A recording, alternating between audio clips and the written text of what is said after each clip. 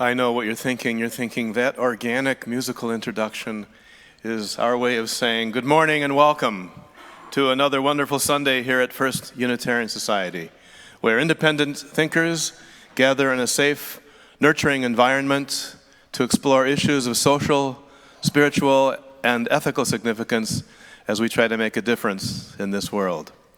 I'm Steve Goldberg, a proud, unimpeachable member of this congregation, and I extend a very special welcome to any guests, visitors, or newcomers. If this is your first time at First Unitarian Society, I think you'll find that it's a very special place, and we welcome you to join us at our fellowship hour right after the service. Speaking of the service, this would be a perfect time to silence your pesky electronic devices, and yes, this is the oldest BlackBerry in captivity.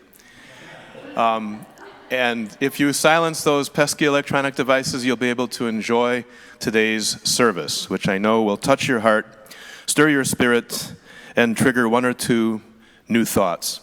We're really glad that you're here, and now we'd like to invite you to join in a moment of centering silence so we can be fully present with each other this morning.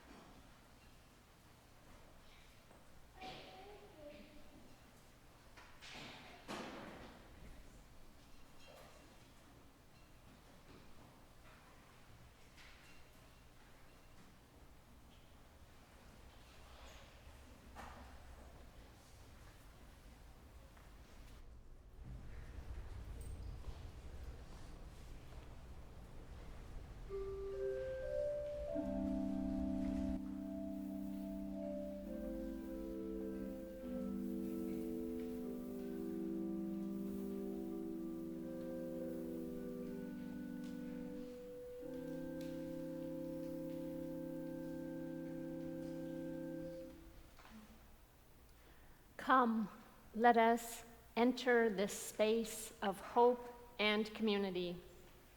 Come, let us enter this space with our sorrows, our joys, our passion and compassion. Come, let us enter this space with the stories of our ancestors, for their strength and wisdom beats in our hearts. Come into this space, present to the beloved companions who move beside us, and come into this space mindful that together we are building a future for other generations.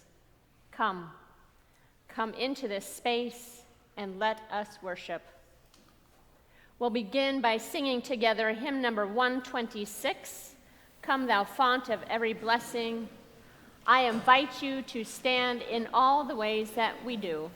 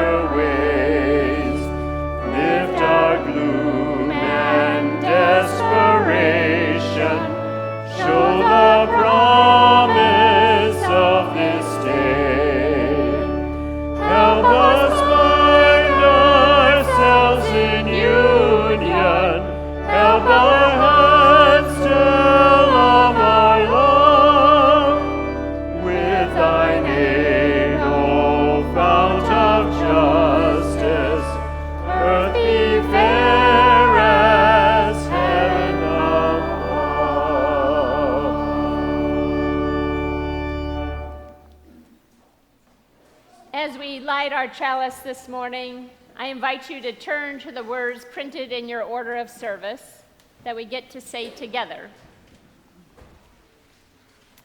As together we say, "Let us remember that we are doing the work of the congregation. When we do the work of this congregation, we touch lives. When we touch lives, we change the world. May this chalice flame we now kindle remind us of our ministry and our mission." I invite you to turn and introduce yourselves to your neighbors.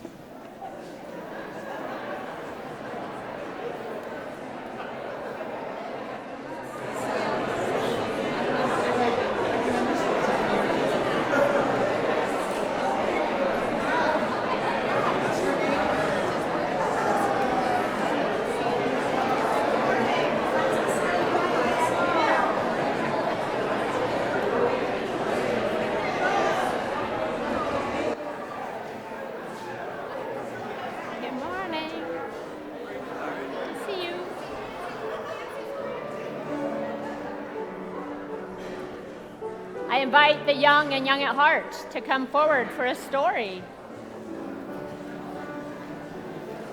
Come on down. Come one, come all. Yay! Hooray, hooray, hooray. Yay, you made it. This is my first time wearing rings. Oh, nice. They're Thank you beautiful. for pointing those out. Well, this is really, it's kind of an action-packed service. We have a wonder box that we'll explore in a few minutes, but I think we'll understand it better if we first share a story. Karen, would you share this lovely story you brought to us? Sure. It's called Yafa and Fatima. Shalom Salam. In a beautiful land called the Land of Milk and Honey, there lived two neighbors. One was named Yafa, and the other was named Fatima. Yafa and Fatima each owned a beautiful date grove. During the week, they both worked very hard gathering their dates. On most days, Yafa and Fatima sold all their dates at the market and were able to buy plenty of tasty food to eat, which they often shared. Yafa loved Fatima's shawarma, and Fatima loved Yafa's schnitzel. It's a kind of food. Yeah. So Yafa prayed in a synagogue, and Fatima prayed in a mosque. They both loved God, and they both loved to follow God's way. And you'll see them doing different things, but they're definitely both helping people. Yafa would read from her Siddur in the morning, and Fatima would read from her Quran in the morning. Yafa fasted on Yom Kippur, and Fatima fasted during Ramadan. Do you know what fasted means? No. It means that you don't eat for a certain amount of time. I know, it's something different. It's a way to pray in some traditions. Fatima celebrated Eid, and Yafa celebrated Passover. When Yafa saw Fatima, she would wave and call, "Shalom, peace." Can you say shalom? Shalom. Great. Shalom. When Yafa saw Fatima, when Fatima saw Yafa, she would wave and call salam, peace. Can you say salam? Salam. Salam is another word for peace. It means peace. Yeah. Salam means peace. One year, there was very little rain. Fatima and Yafa had very few dates to eat or to sell at the market. Yafa lay awake at night. She was worried. Maybe Fatima is hungry, thought Yafa. Fatima lay awake at night. She was worried. Perhaps Yafa didn't have enough to eat today, thought Fatima. So Fatima placed a basket of dates on her donkey. Then she took them to Yafa's house. She poured the dates into a basket on Yafa's porch. Meanwhile, Yafa collected a basket of dates, placed it on her donkey, and carried it to Fatima's house.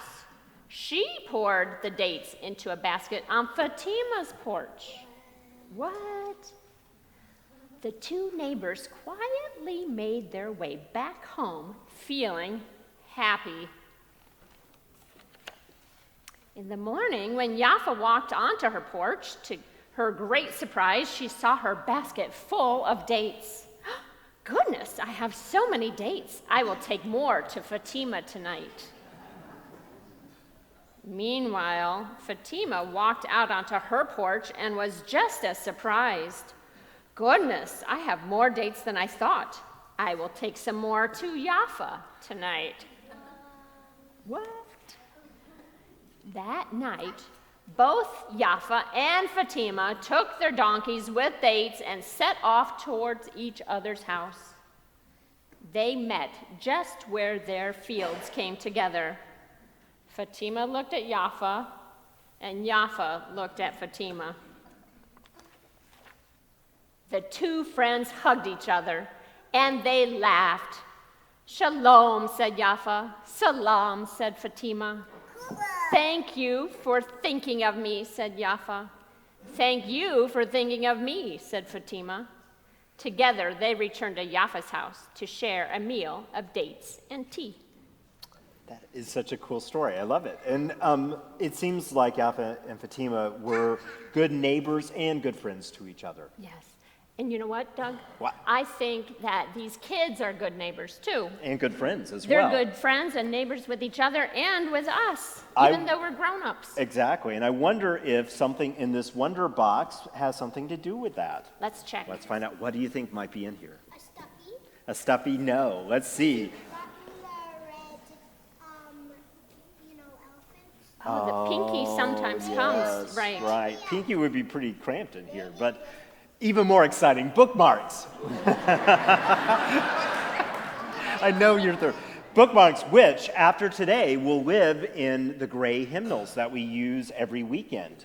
And these bookmarks are extra special because we borrowed this idea from other congregations who wanted to help us be more neighborly to people who come here, and in particular to you and other young families. And so these bookmarks give some suggestions about how to be more like good neighbors to each other by how we act together. And for families, some ways that they can feel more welcome while they're here as well. So I wonder, Karen, if you could help me by reading through some of these things so that we think about some of the ways that we could be better neighbors to each other. Sure. The first thing says, welcome children and give them a smile of encouragement. Perfect. Welcome, Yes. welcome. This one's important for me, that's for sure. Be patient with noises and movement. I have a lot of both, so that really comes in handy. Teach our children with positive messages and kind, caring words. Learn the names of our children. Thank children for being part of our community. Offer to hold a crying baby. Know where the activity materials are and feel free to offer them to children. In a eye patch. You have an eye patch, yeah. And it says finally, remember that the way that we welcome children in our congregation directly affects the way that they feel about worship and this community. And so by doing some of these things, we can let you know that this is your home and that you are not only welcome, but this is your place as well. You are a gift to our community, and we're so glad you're here. So these are some great suggestions, Doug. How about we do the blessing now before they go off to class? Right, and so when we bless it, these bookmarks are perfectly wonderful the way they are, but our blessing means that we understand how important this is and that we support what these bookmarks ask us to do. And so may these bookmarks be a reminder of what we really value in our community, where people of every age help make this place warm and welcoming.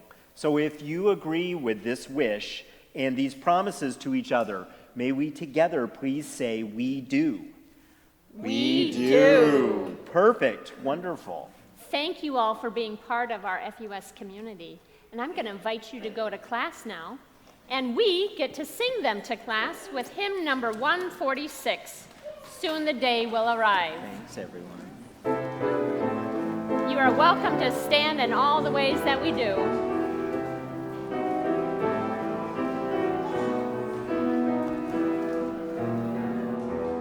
Soon the day will arrive when we will be together, and no longer will we live in fear. And the children will smile without wondering whether on this day thunder clouds will appear. Wait and see what a world there can be if we share, if we care, you and me. Wait and see what a world there can be if we share, if we care, you and me. Some have dreamed, some have died to make a bright tomorrow, and our vision remains in our hearts. Now the torch must be passed with new hope, not in sorrow, and a promise to make a new start. Wait and see what a world there can be if we share, if we care, you and me.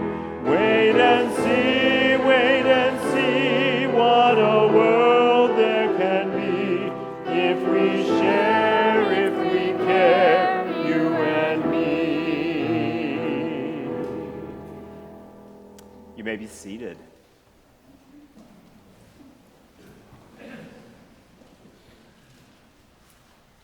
This morning's reading comes from the Reverend Karen Herring, and she writes, "The first time I saw the phrase oriented ×3, I was working in a hospital as a chaplain. The phrase was used frequently in patient charts, and at first I thought it might be shorthand for an extremely oriented patient, like being oriented to the third power or being uber-oriented. I imagined a patient who was very aware on many levels, sharp, quick, responsive, cognizant of what was going on inside her and around her. A nurse then explained to me that the phrase refers to being oriented to person, place, and time, a determination commonly made by asking patients, what is your name? Do you know where you are? Do you know what day it is? I began to wonder if we might ask similar questions to determine if a person is oriented spiritually. What would it mean to be spiritually oriented ×3? And what questions might we ask to determine that? What is your name? Do you know who you are? Do you know whose you are? Do you know where you are? What is your place in the world, in your life, in your relationships? What day is it today? What time is it in your life? What is it time for? What are you living for today, tomorrow? What have you been living for? These are not unrelated to other questions I ask all the time in hospital rooms, in the pulpit on Sunday, and in long nights when I am alone. What do I believe? Where do I belong? And what does it all mean? Certainly, I know the questions better than the answers, but I also know this. We all have spiritual compasses inside of us that help us to arrive at our own answers. Sometimes we can read our compasses more easily than others, but we all have something that spins toward north. an inner tug toward the holy. And in those times when our compass is impossible to find or read, or when it points in a direction we don't want to go, we can turn to one another, or to maps that help us get oriented, or to constellations that guide us to where we are headed. Perhaps this is what it means to be spiritually oriented times 3, oriented to self, oriented to others, and oriented to the holy. Perhaps this is what we are doing here together, reading our compasses, finding our way in a universe of shining stars, and making new maps to help each other. Here ends the reading.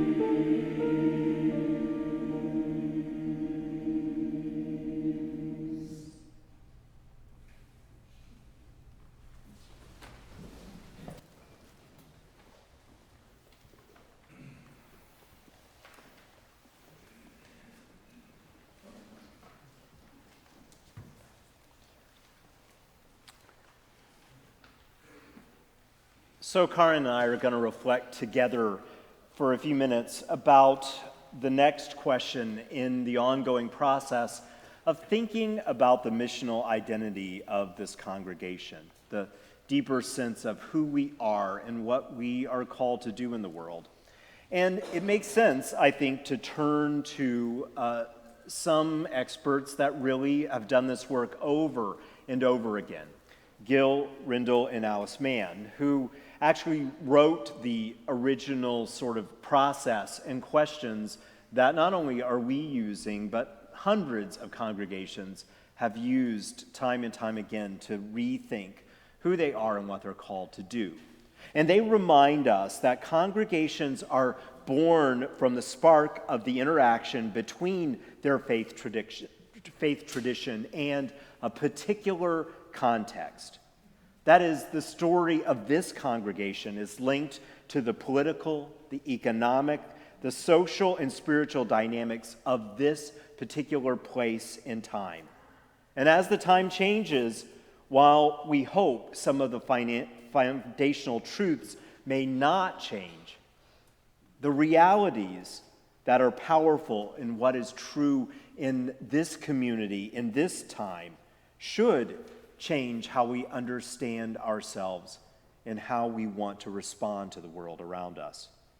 So, in order to answer whom we serve, we are always called to be situated in this time and this place, as it really is now. And that requires us to do some extra thinking and exploring of what is true, both within this space, but also outside in the larger community around us. And they say that doing this work on a regular basis as a congregation is a vital discipline in grounding yourself in who you are and where you are. And that sense of place and context has at least two important levels when we ask that question.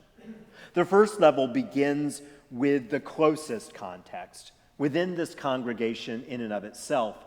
And the question, whom do we serve, is meant to ask us, who do we intend to attract to this congregation? Who do we wish to be part of the congregation? Is there a particular focus or demographic or ministry of invitation that we want to extend? And the truth is, many Unitarian Universalist congregations, maybe most of them and most congregations around the United States, really minister to the people who walk through their doors as their vision. But even that more open calling asks a lot in how we do what we do together, how it needs to be something that we explore over and over again. Who is coming through our door? What are they asking of us? What is their life? What is their context outside of this place? So just the ongoing exploration of who do we want to be as a community and who do we want to invite and help feel welcome is important.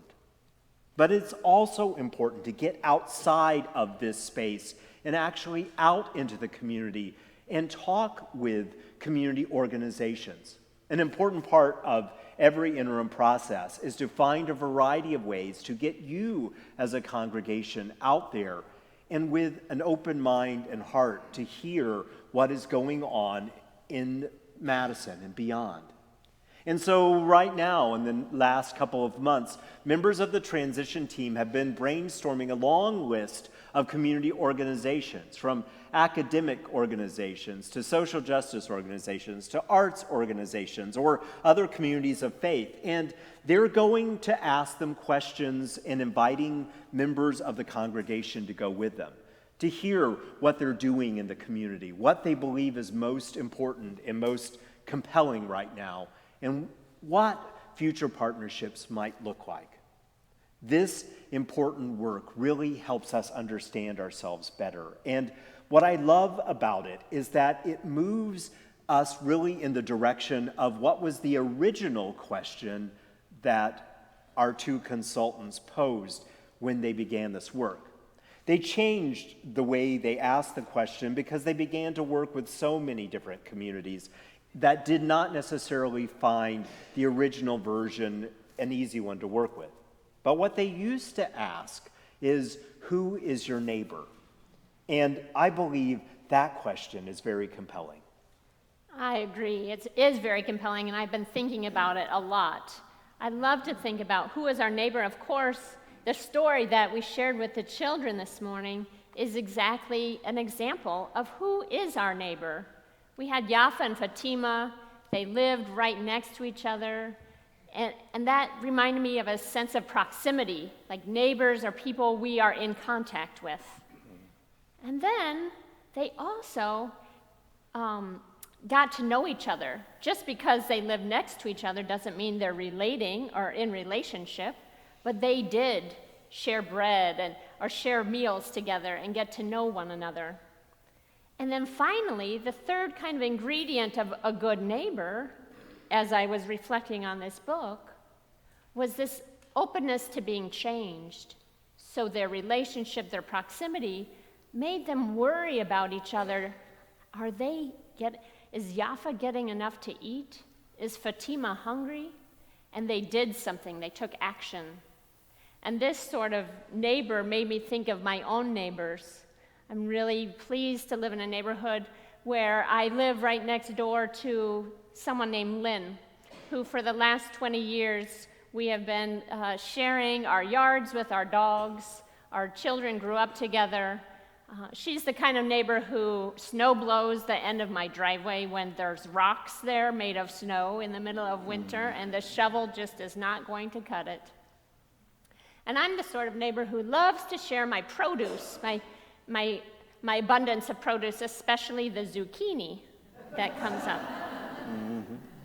Well, a year and a little bit more ago, it was the end of the summer last year, and there was a historic flood happening in Madison.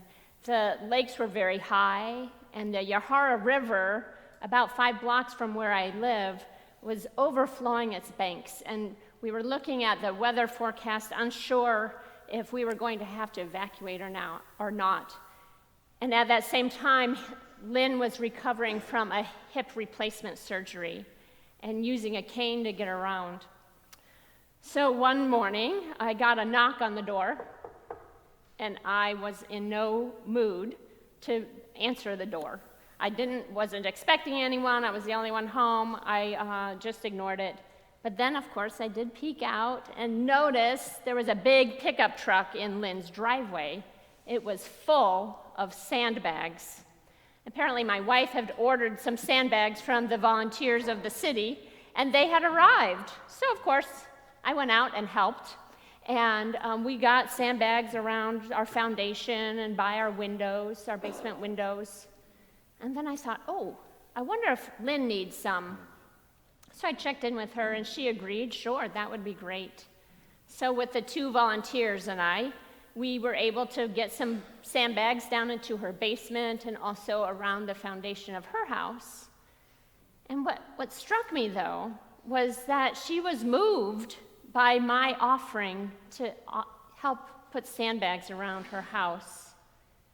And as I reflect on it, I'm realizing that if we hadn't been in proximity with one another and so close, and if we hadn't had that relationship over time where we were sharing with one another, I might not have thought to offer.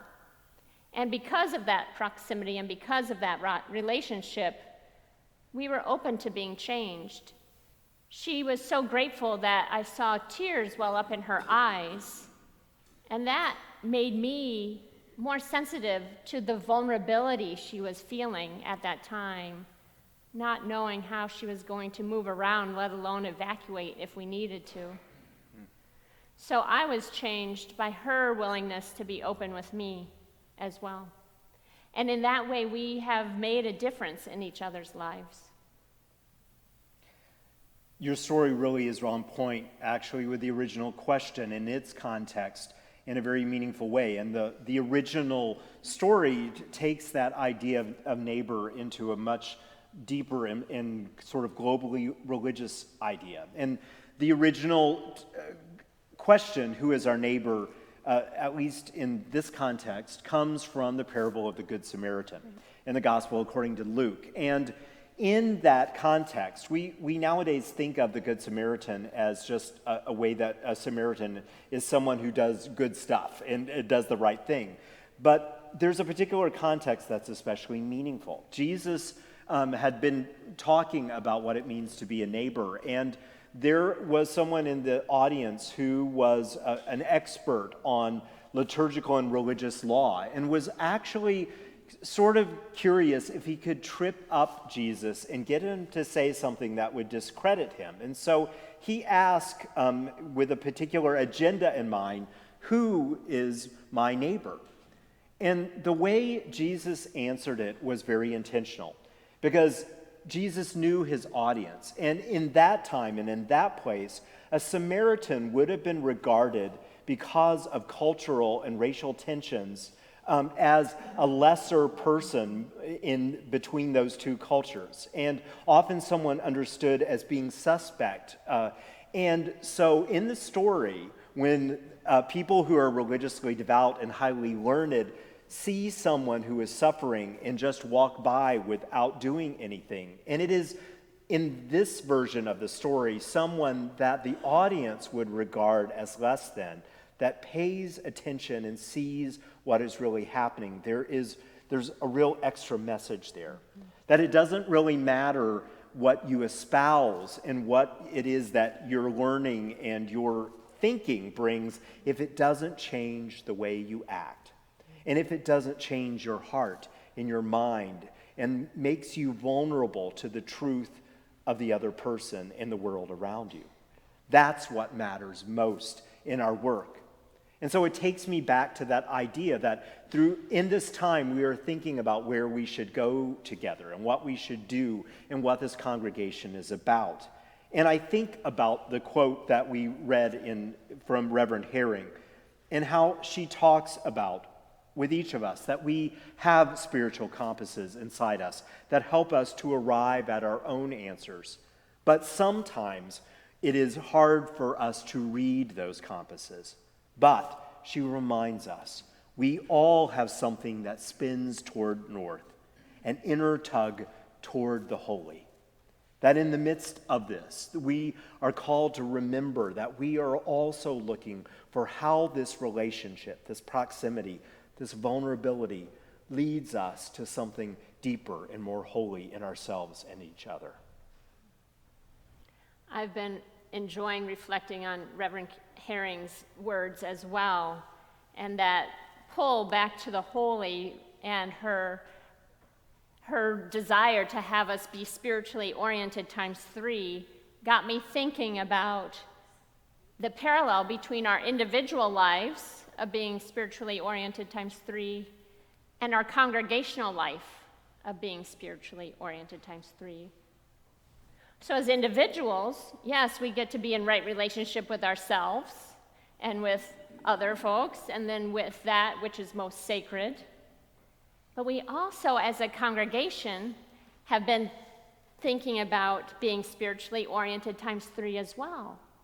Because a couple of weeks ago, Reverend Kelly asked us the question, who do we choose to be? And that's kind of related to being oriented to person. It's our collective identity, though. Who do we know? Do we know who we are? Do we know whose we are? These are key questions for Unitarian Universalists, as well as for people involved at First Unitarian Society. And then this week, we're being oriented to place, that second question of being a neighbor in this world, to being in proximity and in relationship, and being open to being changed. Do we know where we are?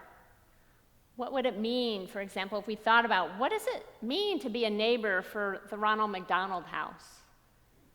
What does it mean to be a neighbor for the Veterans Hospital? What does it mean to be a neighbor for the university? And then next week, here's a little preview. We're going to talk about being oriented to time.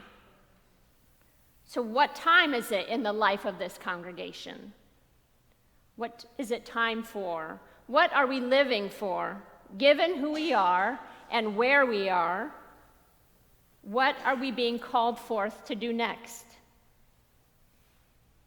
And I have to say, even though I haven't been here that long, I remember a time when First Unitarian Society answered that call. Because just last October, there was that mass shooting in Pittsburgh at the Tree of Life Synagogue, and it left 11 people dead. There was a lot of fear at that time, a lot of grief, a lot of shock. And there was one thing that the Jewish community of Madison knew, and they knew that they needed to gather together. Unfortunately, they didn't feel safe gathering in their own synagogue. And so it was Rabbi Laurie who approached the ministers of First Unitarian Society and asked about using this space. Now, Rabbi Laurie is the rabbi of the career of Congregation Shir Shemaim, and that's the congregation that has been worshiping in this space for over a decade now. And because of that relationship she has with us and the proximity we have, she felt comfortable asking for help. And I have to say that the very next day after that shooting, there was an interfaith gathering. And if any of you were here, you know that every single chair was filled, and people were overflowing into the commons, and the balcony was packed, and the hallways were brimming with people, and the staircase just had people everywhere. And as someone who attended, I was opening myself up to the change that relationship was having on me. I felt more clearly and more deeply the fear of living in violence in our current world. And I also felt more deeply the hope that coming together can do for us.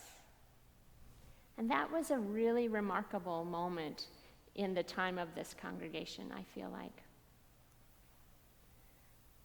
So it seems to me that when we embody this opportunity to be good neighbors, then we take action. And we are opening ourselves up to being transformed by those relationships and those actions. And so my hope for all of us today is that we remain open to that transformation that can be present in our lives, both today and in the weeks ahead. Blessed be, and amen. Amen. Thank you, Karen. As we move into the time of the giving and receiving of our offering, it is appropriate to be reminded that 50% of our offering today will go to the Wisconsin Council for the Blind and Visually Impaired.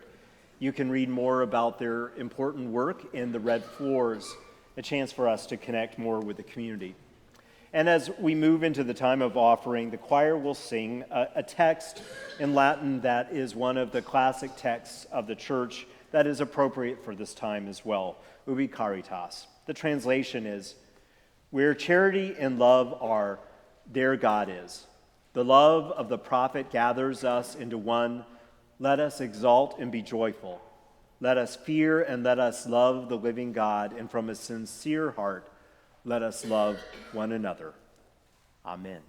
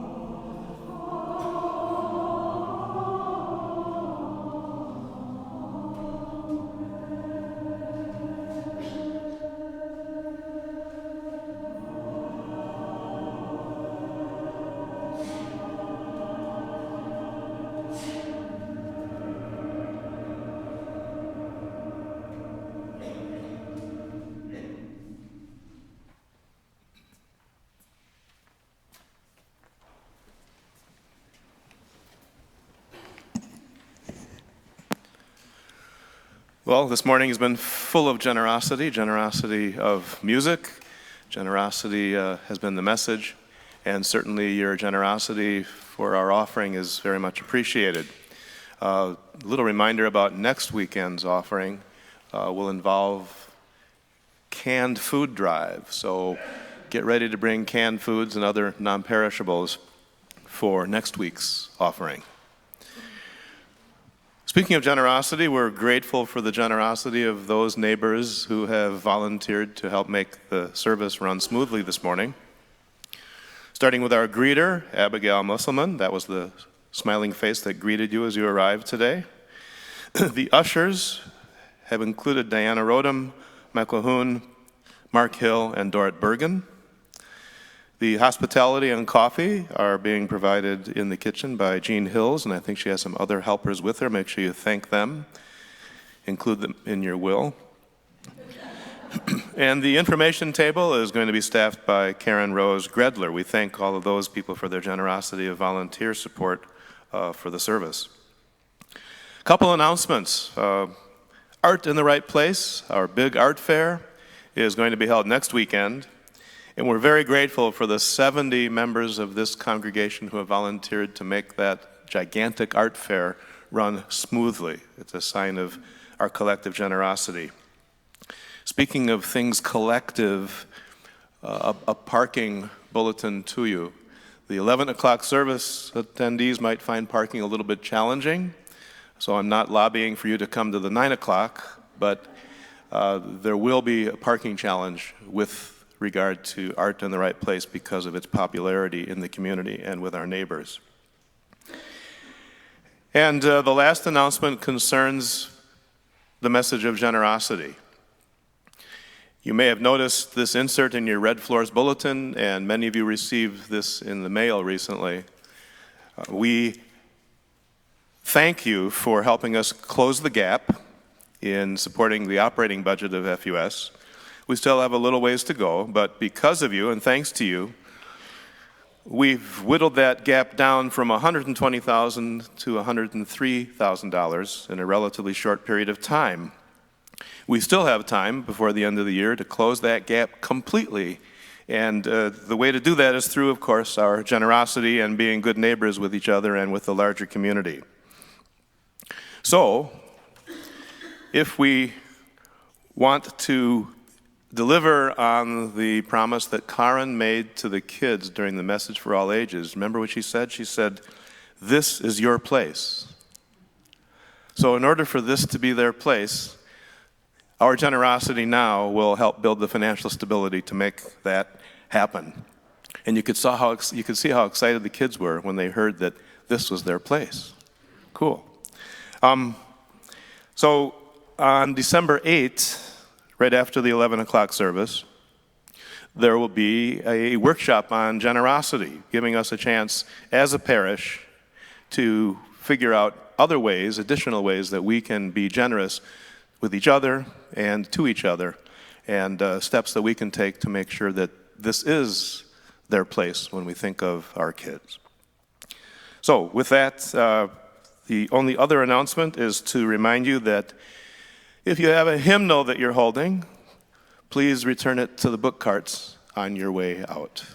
So endeth the announcements.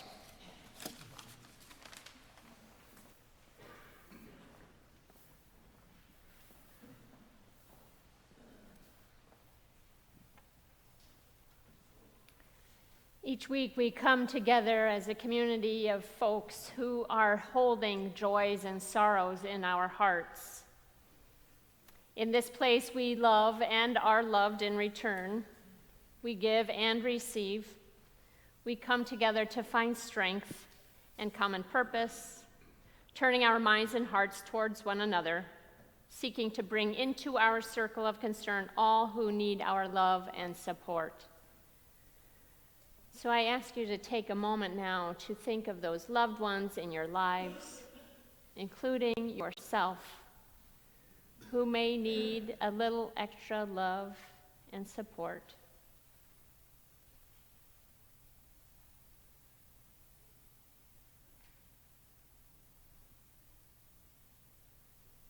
And we're mindful also of the conflicts occurring around the world that also need our prayers for peace, salam, and shalom. May we remember that we are part of a web of life, and that makes us one with all of humanity and with all of the universe. May we be grateful for the miracle of life that we share and the hope that gives us the power to care, to remember, and to love.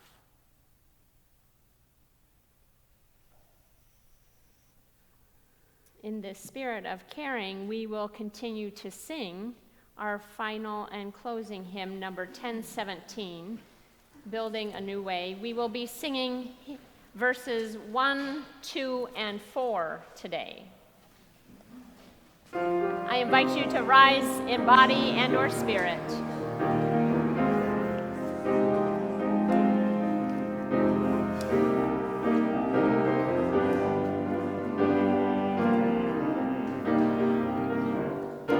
We are building a new way.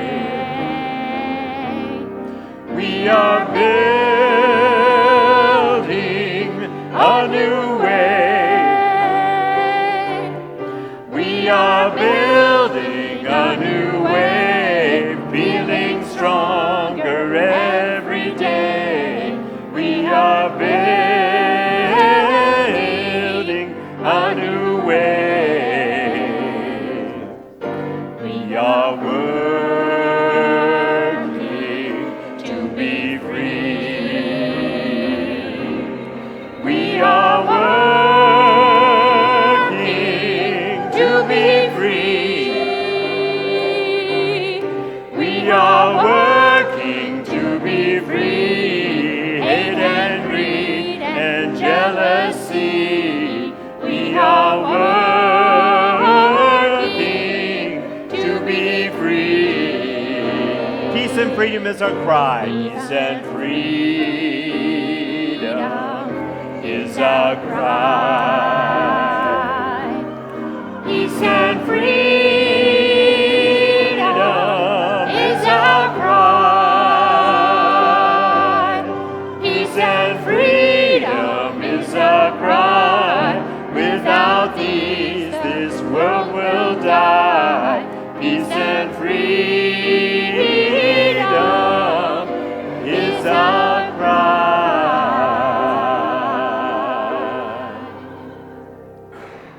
And now, as we prepare to leave this space made sacred by our honoring our connection with each other, may we know deep within our being that we can and are building a new way in this world. We build it every time that we make the conscious choice to be spiritually oriented, serving not just ourselves, but our neighbor as well. We extinguish the flame, but not our love for this community, not our passion for justice, and not our commitment to serve. These we will share throughout our lives until we gather again. I invite you to be seated for one last gift of music.